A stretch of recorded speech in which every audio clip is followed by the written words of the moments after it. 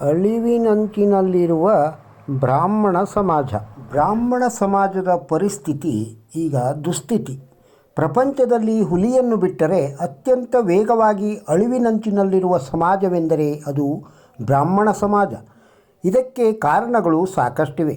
ಅದು ಬ್ರಾಹ್ಮಣ ಅವಿವಾಹಿತ ಯುವಕರ ಸಂಖ್ಯೆಯಲ್ಲಿ ಗಣನೀಯ ಏರಿಕೆಯಾಗುತ್ತಿರುವುದು, ಬ್ರಾಹ್ಮಣ ಸಮಾಜದ ಬ್ರಹ್ಮಚಾರಿಗಳ ಸಂಖ್ಯೆಯಲ್ಲೂ ಏರಿಕೆಯಾಗಿರುವುದು, ಬ್ರಾಹ್ಮಣ ಯುವಕರು ವಿದ್ಯೆ ಉದ್ಯೋಗಗಳಿಗೆ ಕೊಡುವ ಪ್ರಾಮುಖ್ಯತೆಯನ್ನು ಮದುವೆಗೆ ಕೊಡದೇ ಇರುವುದು, ಹೆಣ್ಣು ಮಕ್ಕಳ ಪೋಷಕರ ಅತಿಯಾಸೆ ಮತ್ತು ನಿರಾಸಕ್ತಿ, ಬ್ರಾಹ್ಮಣ ಸಮಾಜದಲ್ಲಿ ಹೆಣ್ಣು ಮಕ್ಕಳಿಗೆ ಕೊಟ್ಟಿರುವ ಸ್ವೇಚ್ಛಾಚಾರ, ಅಂತರವರ್ಣೀಯ ವಿವಾಹಗಳು.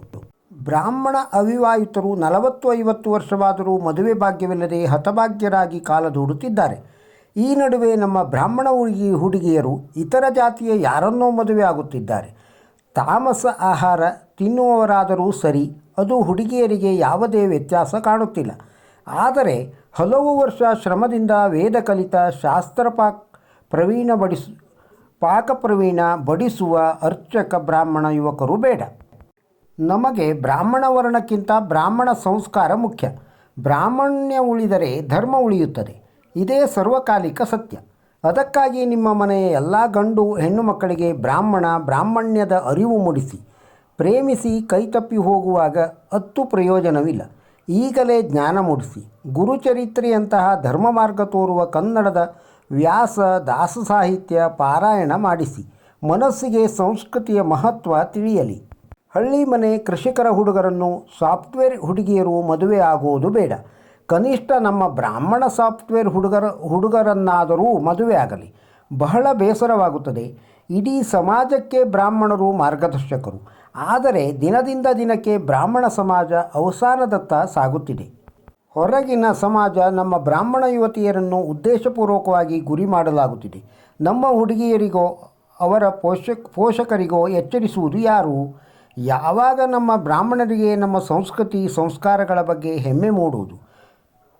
ಮದುವೆ ಮಧ್ಯವರ್ತಿಗಳು ಹೇಳುವ ವಿಷಯ ಅಚ್ಚರಿ ತರುವಂಥದ್ದು ಮತ್ತು ಆಘಾತಕಾರಿಯಾಗಿದೆ. ಬ್ರಾಹ್ಮಣ ಅವಿವಾಹಿತ ಯುವಕರು ಮಾತ್ರ ನಮಗೆ ಬ್ರಾಹ್ಮಣ ವಧು ಬೇಕು ಎಂದು ಬಯಸುತ್ತಾರೆ. ದುರಂತ ಎಂದರೆ ಬ್ರಾಹ್ಮಣ ಹೆಣ್ಣು ಮಕ್ಕಳು ಮದುವೆ ವಿಷಯದಲ್ಲಿ ಯಾರಾದರೂ ಯಾವ ಜಾತಿಯಾದರೂ ಪರವಾಗಿಲ್ಲ ಎನ್ನುತ್ತಾರೆ. ಹೀಗೆ ಇದೇ ಪ್ರಮಾಣದಲ್ಲಿ ಹೆಣ್ಣು ಮಕ್ಕಳು ಅಂತರ್ಜಾತಿ ವಿವಾಹವಾದರೆ ಮುಂದೆ ಬ್ರಾಹ್ಮಣ ಸಮಾಜ ಉಳಿಯುವುದು ಹೇಗೆ? ಇನ್ನೊಂದು ದುರದೃಷ್ಟಕರ ಸಂಗತಿ ಏನೆಂದರೆ ನಮ್ಮ ಬ್ರಾಹ್ಮಣ ವಧುಗಳು ಯಾವ ಹುಡುಗರನ್ನು ಮದುವೆ ಆಗಲು ಆಯ್ಕೆ ಮಾಡಿಕೊಳ್ಳದೆ ವಿವಾಹ ಮುಂದೂಡುತ್ತಾ ಬರುತ್ತಾರೆ. ಬಹುತೇಕ ಹೆಣ್ಣು ಮಕ್ಕಳು ಯಾರನ್ನೂ ಮದುವೆ ಆಗುವುದಿಲ್ಲವೇನೋ ಅನ್ನಿಸುತ್ತದೆ. ಇದಕ್ಕೆ ಹುಡುಗಿ ಹೆತ್ತವರ ಜೊತೆಗೆ ಮಧ್ಯವರ್ತಿಗಳು ಕಾರಣೀಭೂತರು. 25 ವರ್ಷಗಳ ಹಿಂದೆ ಬ್ರಾಹ್ಮಣ ಸಮಾಜದ ಗಂಡು ಹೆತ್ತವರು ಹೆಣ್ಣು ಹೆತ್ತವರನ್ನು ಕಾಡಿಸಿ ಕಣ್ಣೀರು ಹಾಕಿಸಿದ್ದರು. ಆದರೆ ಆಗ ಕೊಂಚವಾದರೂ ಧರ್ಮಕರ್ಮದ ಭಯ ಇತ್ತು. ಈಗ ಪರಿಸ್ಥಿತಿ ಉಲ್ಟಾಗಿದೆ. ಈಗ ಹೆಣ್ಣು ಹೆತ್ತವರು ಅದಕ್ಕೆ 100 ಪಟ್ಟು ಗಂಡು ಹೆತ್ತವರನ್ನು ಕಣ್ಣೀರು ಹಾಕಿಸುತ್ತಿದ್ದಾರೆ. ಇದೆಲ್ಲ ನಿಲ್ಲಬೇಕು. ಬ್ರಾಹ್ಮಣ ಸಮಾಜ ಸಂಸ್ಕೃತಿ ಸಂಸ್ಕಾರಗಳು ಉಳಿಯಬೇಕು. ನಮ್ಮ ಹೆಣ್ಣು ಮಕ್ಕಳ ಪೋಷಕರಿಗೆ ಹೊರಗಿನ ಚಲಾವಣೆಯ ಬಗ್ಗೆ ಎಚ್ಚರಿಕೆ ಮೂಡಿಸಬೇಕು. ಈ ನಿಟ್ಟಿನಲ್ಲಿ ಬ್ರಾಹ್ಮಣ ಸಂಘಗಳು ಮತ್ತು ಮಠಮಾನ್ಯಗಳು ಗಮನಹರಿಸಬೇಕು. ಈಗ ಪ್ರತಿ 10 ಹೆಣ್ಣು ಮಕ್ಕಳಲ್ಲಿ 5 ಹೆಣ್ಣು ಮಕ್ಕಳು ಅನ್ಯ ಜಾತಿಯವರನ್ನು ಮದುವೆ ಆದರೆ ಉಳಿದ 5 ಮಾತ್ರ ಜಾತಿಯವರಿಗೆ ಮದುವೆ ಆಗಲು ಸಿಗುತ್ತಾರೆ. ಇದು ದುರದೃಷ್ಟಕರ ಸತ್ಯ. ಈ ಸಂಕರಣ ಜಗತ್ತಿನ ಬೇರೆ ಯಾವುದೇ ವರ್ಣಧರ್ಮದಲ್ಲಿ ಇಲ್ಲ. ಬ್ರಾಹ್ಮಣ ಸಮಾಜದ ಯುವಕರು ವಿದ್ಯೆ ಉದ್ಯೋಗ ತಮ್ಮ ವ್ಯವಹಾರದ ಬಗ್ಗೆ ಎಷ್ಟು ಗಮನಹರಿಸುತ್ತಾರೋ ಅಷ್ಟೇ ಗಮನವನ್ನು ಮದುವೆಯ ಬಗ್ಗೆಯೂ ಗಮನಹರಿಸಬೇಕು.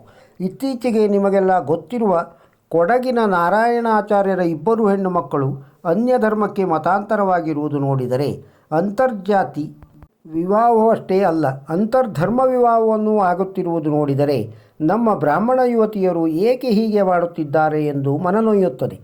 ಲವ್ ಜಿಹಾದ್ ಹೆಸರಿನಲ್ಲಿ ಕರ್ಮಕಾಂಡವನ್ನೇ ನಡೆಸುತ್ತಿರುವ ಒಂದು ಧರ್ಮವಂತೂ ಬ್ರಾಹ್ಮಣ ಹೆಣ್ಣು ಮಕ್ಕಳನ್ನೇ ಟಾರ್ಗೆಟ್ ಮಾಡುತ್ತಿದ್ದಾರೆ. ಇದೆಲ್ಲದರ ಬಗ್ಗೆ ನಮ್ಮ ಹೆಣ್ಣು ಮಕ್ಕಳಿಗೆ ಅರಿವು ಮತ್ತು ಜಾಗ್ರತೆ ಮೂಡಿಸುವುದು ಪೋಷಕರ ಕರ್ತವ್ಯವಾಗಿದೆ. ಎಲ್ಲ ಬ್ರಾಹ್ಮಣ ಯುವಕರ ಪೋಷಕರು 28 ವರ್ಷದೊಳಗೆ ಮದುವೆ ಆಗಿಬಿಡಬೇಕು. ಹೆಣ್ಣು ಮಕ್ಕಳ ಪೋಷಕರು ತಮ್ಮ ಮಕ್ಕಳ ಬಗ್ಗೆ ಸದಾ ಗಮನ ಇಡಲೇಬೇಕು. ಹೊರಗಿನ ಸಮಾಜದ ಬ್ರಾಹ್ಮಣ ಸಮಾಜವನ್ನು ಒಡೆಯಲು ಎಲ್ಲ ಬಗೆಯ ಅವಕಾಶವನ್ನು ಮುಲಾಜಿಲ್ಲದೆ ಬಳಸಿಕೊಳ್ಳುತ್ತಿದೆ. ಅದನ್ನು ಬ್ರಾಹ್ಮಣ ಸಂಘಗಳು, ಮಠಗಳು ಮನಗಾಣಬೇಕು. ಇಂತಹ ಘಟನೆಗಳು ಪ್ರತಿ ಊರುಗಳ ಬ್ರಾಹ್ಮಣ ಅಗ್ರಹಾರದಲ್ಲಿ, ಬ್ರಾಹ್ಮಣ ಕುಟುಂಬಗಳಲ್ಲಿ ಅತ್ಯಂತ ಸಾಮಾನ್ಯ ಘಟನೆಯಾಗುತ್ತಿದೆ. ಹೀಗಾಗಬಾರದು. ಬ್ರಾಹ್ಮಣ ಹೆಣ್ಣು ಮಕ್ಕಳು ಮತ್ತು ಪೋಷಕರ ಬದಲಾವಣೆಯಾಗಿರುವ ಬ್ರಾಹ್ಮಣ ಅವಿವಾಹಿತರು ಮತ್ತು ಅವರ ಪೋಷಕರ ಬಗ್ಗೆ ನಿಜಕ್ಕೂ ಅರ್ಥ ಮಾಡಿಕೊಂಡು ಹೆಮ್ಮೆ ಪಡಬೇಕಿದೆ.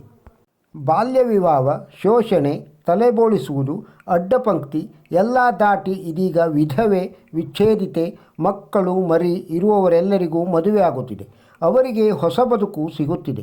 ಒಂದು ವೇಳೆ ನಮ್ಮ ಹೆಣ್ಣು ಮಕ್ಕಳಂತೆ ನಮ್ಮ ಗಂಡು ಮಕ್ಕಳು ಇತರ ಜಾತಿಯ ಯಾರನ್ನೋ ಮುಲಾಜಿಲ್ಲದೆ ಮದುವೆ ಆಗಿದ್ದರೆ ಬ್ರಾಹ್ಮಣ ಸಮಾಜದ ಕಥೆ ಏನಾಗುತ್ತಿತ್ತು?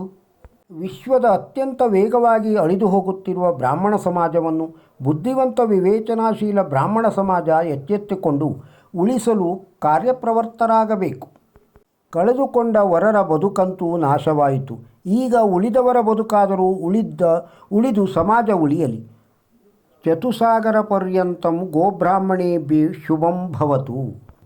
ಈ ವಿಡಿಯೋದಲ್ಲಿರುವ ಮಾಹಿತಿ ನಿಮಗೆ ಇಷ್ಟವಾಗಿದ್ದರೆ ಒಂದು ಲೈಕ್ ಕೊಡಿ. ಇದನ್ನು ಇತರರಿಗೂ ಶೇರ್ ಮಾಡಿ. ನಮ್ಮ ಚಾನಲ್ಗೆ ಸಬ್ಸ್ಕ್ರೈಬ್ ಆಗದೇ ಇದ್ದರೆ ಸಬ್ಸ್ಕ್ರೈಬ್ ಆಗಿ. ನಮಸ್ಕಾರ.